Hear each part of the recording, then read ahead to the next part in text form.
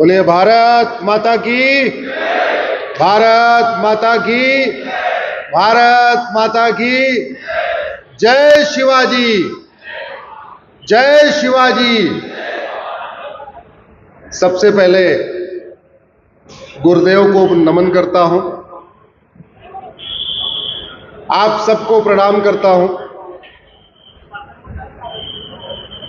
आप सब लोग जो मनसा वाचा कर्मणा सनातन संस्कृति के लिए लगातार प्रयास करते रहते हैं, आप सबको मैं बार बार प्रणाम करता हूं, कोटिशः प्रणाम करता हूं। विषय बहुत महत्वपूर्ण है, इसलिए आप लोगों से निवेदन है कुछ देर के लिए अपना मोबाइल साइलेंट कर लें।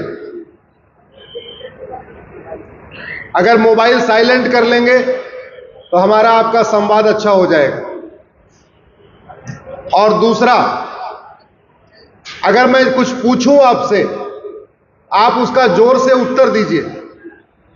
मैं केवल भाषण देने नहीं आया हूं कि अपनी बात कह दूंगा और चला जाऊंगा। मैं बीच बीच में आपसे कुछ पूछूंगा तो आप उसका उत्तर जरूर देते रहिएगा।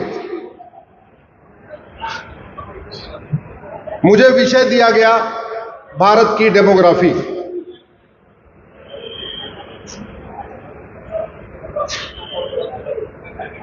जहां से माता कैकेयी आई थी, उस राज्य का नाम था कैकेय। अब उस कैकेय को पेशावर कहते हैं। जहां से माता गांधारी आई थी, उस राज्य का नाम था गांधार। अब उसको अफगानिस्तान कहते हैं। जहां पे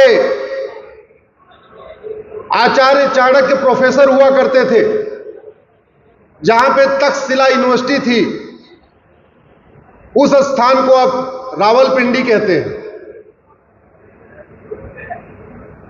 हम लोग बार बार कहते हैं कुछ बात है कि हस्ती मिटती नहीं हमारी, जबकि सच्चाई तो ये रही पिछले 1000 साल में हमारी हस्ती भी मिटती रही, हमारी बस्ती भी मिटती रही, और हम इस गफलत में रहे कि कुछ बात है कि हस्ती मिटती नहीं हमारी। दूसरा, एक लगातार झूठ परोसा गया, मजहब नहीं सिखाता आपस में बैर रखना। स्कूलों में पढ़ाया जाता है, सरकारी स्कूल हो, प्राइवेट स्कूल हो, सीबीएसई बोर्ड का स्कूल है, महाराष्ट्र बोर्ड का स्कूल हो, हर जगह बच्चों से एक गाना गवाया जाता है, मजहब नहीं सिखाता आपस में बैर रखना। अगर मजहब बैर रखना नहीं सिखाता है तो पूरी दुनिया में अशांति क्यों फैली हुई है? जब तक सनातन संस्कृति थी तब तक गंधार शांत समृद्ध खुशहाल था। सनातन खत्म हुआ, वो कंधार बन गया, अब वो अशांत है। जब तक सनातन संस्कृति थी कुंभा शांत समृद्ध खुशहाल था। जैसे वहां सनातन संस्कृति खत्म हुई, मजहब वहां आगे आया, वो काबुल बन गया, अशांत है। जब तक सनातन संस्कृति थी तब तक पर्शिया शांत समृद्ध खुशहाल था। जैसे वहां सनातन खत्म हुआ, वो ईरान बन गया, अब अशांत है। सनातन संस्कृति थी, कैकेय शांत समृद्ध खुशहाल था। सनातन संस्कृति खत्म हुई, वो पेशावर बन गया, अशांत है। सनातन संस्कृति थी, बाल्हिक शांत समृद्ध खुशहाल था। सनातन संस्कृति खत्म हुई, वो बल्ख बन गया, अशांत है। कंबोज अशांत है, सुवास्तु अशांत है, रावलपिंडी अशांत है, तुर्की अशांत है, यमन अशांत है, कांगो अशांत है, ईरान अशांत है, इराक अशांत है, सूडान अशांत है, इजिप्ट अशांत है, सीरिया अशांत है, बांग्लादेश अशांत है, फिलीपींस अशांत है, सोमालिया अशांत है, पाकिस्तान अशांत है, नाइजीरिया अशांत है, तजाकिस्तान अशांत है, अफगानिस्तान अशांत है। और अशांत इसलिए है क्योंकि वहां की डेमोग्राफी बदल गई। भारत में 28 राज्य हैं, 8 केंद्र शासित प्रदेश हैं, टोटल हो गए 36। इस 36 में से 9 राज्यों की डेमोग्राफी बदल चुकी है। 9 राज्यों में न कोई कथावाचक बचा, 9 राज्यों में कोई संत नहीं बचा, 9 राज्यों में हमारे मठ मंदिर नहीं बचे, 9 राज्यों में कोई भगवान का नाम लेने वाला नहीं बचा, 9 राज्यों में न वैष्णव बचे, 9 राज्यों में न शैव बचे, 9 राज्यों में न शाक्त बचे, 9 राज्यों में न कोई कथा करने वाला बचा।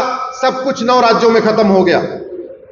भारत में 800 जिले हैं, 800 में से 200 जिलों की डेमोग्राफी बदल चुकी है, यानी 25% जिलों की डेमोग्राफी बदल चुकी है। भारत में कुल 6000 तहसीलें हैं, 6000 तहसीलों में से 1500 तहसीलों की डेमोग्राफी बदल चुकी है। भारत के बॉर्डर पे कुल 300 तहसीलें हैं, 300 की 300 तहसीलों की डेमोग्राफी बदल चुकी है। इसका मतलब 100% तहसीलों की डेमोग्राफी बदल चुकी है। और डेमोग्राफी बदलने का 3 कारण है: घुसपैठ, धर्मांतरण और जनसंख्या विस्फोट। बाकी तो छोड़िए, मैं आपके महाराष्ट्र की डेमोग्राफी चेक कर रहा था। आप महाराष्ट्र की 1999 में जो लोकसभा चुनाव हुआ, उस एक लोकसभा की आप वोटर लिस्ट उठा लीजिए 1999 की। अभी 2024 में लोकसभा चुनाव हुआ है, अब 2024 की आप वोटर लिस्ट उठा के देख लीजिए। मैं वोटर लिस्ट इसलिए कह रहा हूं, जनगणना तो 10 साल पे होती है, लेकिन वोटर लिस्ट हर चुनाव के पहले अपडेट होती है। अभी जो लोकसभा चुनाव हुआ, इसकी वोटर लिस्ट अपडेट हो चुकी है। आप 1999 की वोटर लिस्ट और आज की 2024 की वोटर लिस्ट, यानी 25 साल के अंतर को देख लीजिए, फिर पता चलेगा। अहमदनगर की डेमोग्राफी बदल गई, अकोला की डेमोग्राफी बदल गई, अमरावती की डेमोग्राफी बदल गई, औरंगाबाद की डेमोग्राफी बदल गई, बीड की डेमोग्राफी बदल गई, भंडारा की डेमोग्राफी बदल गई, बुल्हाना की डेमोग्राफी बदल गई, चंद्रपुर, धुले, गढ़चिरौली, गोंडिया, हिंगोली, जलगांव, जालना, कोल्हापुर, लातूर, मुंबई, नागपुर, नांदेड़, नासिक, उस्मानाबाद, पालघर, परभनी, पुणे, रायगढ़, रत्नागिरी, सांगली, सतारा, सिंदूर, सोलापुर, थाने, वर्धा, कासिम, यवतमाल। महाराष्ट्र का कौन सा ऐसा जिला है जिसकी डेमोग्राफी नहीं बदली है? महाराष्ट्र की कौन सी ऐसी लोकसभा क्षेत्र है जिसकी डेमोग्राफी नहीं बदली है? और डेमोग्राफी बदलने का 3 ही कारण है: घुसपैठ, धर्मांतरण, जनसंख्या विस्फोट। एक तरफ 15, 16, 17, 18, 19, 20 बच्चे पैदा हो रहे हैं, दूसरी तरफ बांग्लादेशी रोहिंग्या घुसपैठियों को लाके बसाया जा रहा है, और तीसरी तरफ हमारे गरीब भाइयों को, आदिवासी भाइयों को हॉस्पिटल में इलाज का लालच देके, स्कूल में एडमिशन का लालच देके, 20,000 50,000 रुपए का लालच देके, नौकरी की लालच देके लगातार कन्वर्ट किया जा रहा है। तो ये हमारे लिए बहुत बड़ा खतरा है। और डेमोग्राफी बदलने से भारत बदल जाता है, डेमोग्राफी बदलने से त्योहार बदल जाता है, डेमोग्राफी बदलने से विचार बदल जाता है, डेमोग्राफी बदलने से वेशभूषा बदल जाती है, डेमोग्राफी बदलने से खान पान बदल जाता है, डेमोग्राफी बदलने से जीवन शैली बदल जाती है, डेमोग्राफी बदलने से सोच विचार बदल जाता है, डेमोग्राफी बदलने से हम अपनी जड़ों से कट जाते हैं। रहते तो भारत में है, लेकिन जैसे कन्वर्ट हो जाते हैं, हमारा सब कुछ विदेशी हो जाता है। जैसे ही कन्वर्ट हो जाते हैं, त्योहार विदेशी, जैसे कन्वर्ट हो जाते हैं, विचार विदेशी, जैसे कन्वर्ट हो जाते हैं, सोचने का तरीका विदेशी, जैसे कन्वर्ट हो जाते हैं, हर चीज विदेशी। रहते भारत में है, लेकिन हर चीज विदेश से उनकी गवर्न हो जाती है। इसलिए कन्वर्जन, घुसपैठ और ये जनसंख्या विस्फोट, इसको रोकना जरूरी है। इसको रोकने के लिए मैंने सुप्रीम कोर्ट में PIL फाइल किया हुआ है। घुसपैठ पे भी PIL चल रही है, धर्मांतरण पे भी चल रही है, जनसंख्या नियंत्रण पे भी चल रही है। मेरा आप लोगों से निवेदन है, इसके लिए आप लोग अपने अपने क्षेत्र के माननीय सांसदों को उठाइए, उनको जगाइए। सांसद किसी पार्टी का नहीं होता, सांसद सबका होता है। आपने वोट दिया चाहे नहीं दिया, अगर वो चुनाव जीत गया तो वो सबका है। जब तक कोई व्यक्ति चुनाव लड़ता है, वो एक पॉलिटिकल पार्टी का होता है। जैसे वो चुनाव जीत जाता है, वो सबका हो जाता है। क्यों? क्योंकि सांसद को वेतन भत्ता पार्टी नहीं देती है। सांसद को वेतन भत्ता, गाड़ी, बंगला सरकारी खजाने से मिलता है, इसलिए वो किसी पार्टी का नहीं होता है। ये उसकी ड्यूटी है, वो संविधान की रक्षा करे, संविधान का संरक्षण करे। आप जहां पे भी रहते हैं, किसी भी पार्टी का सांसद हो, आप उसको ये चिंता नहीं करना है कि ये कांग्रेस का है कि बीजेपी का है कि शिवसेना का है। अरे वो सांसद है, उसने संविधान की शपथ लिया है, संविधान की शपथ लिया है तो संविधान को आगे बढ़ाना चाहिए। और किसी भी देश का संविधान विदेशी संस्कृति को आगे नहीं बढ़ाता। जैसे अरब में जो संविधान है, अरब की संस्कृति को बढ़ाता है, यूरोप का संविधान यूरोप की संस्कृति को बढ़ाता है, अमेरिका का संविधान अमेरिका की संस्कृति को बढ़ाता है। ऐसे भारत का संविधान किसको बढ़ाता है? तो सांसद विधायक किसी भी पार्टी का हो, उसको पकड़िए और उससे पूछिए कि संविधान के साथ इतना बड़ा धोखा क्यों हुआ।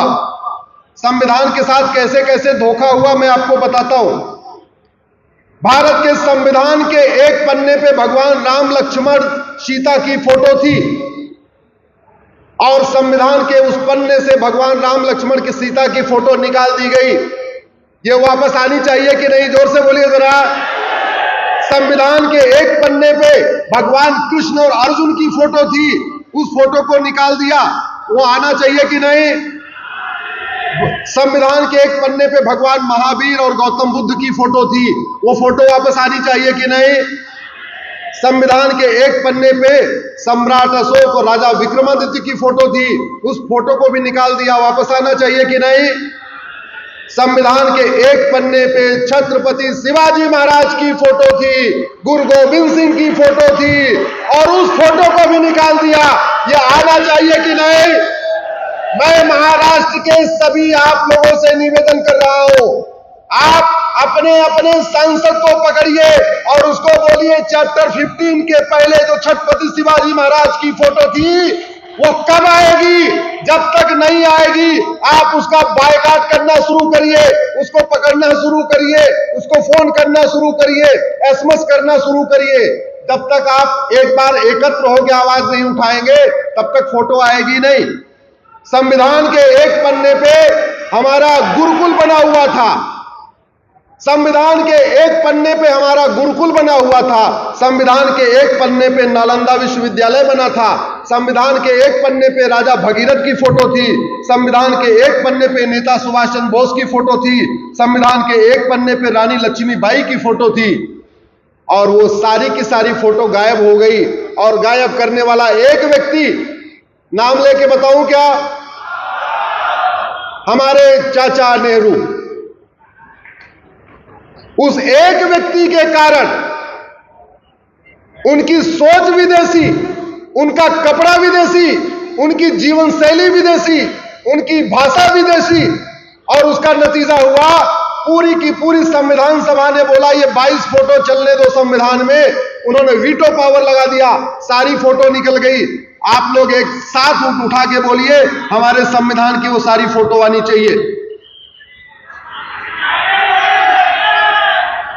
भारत का संविधान बन गया तो ये हुआ भारत का झंडा क्या होगा?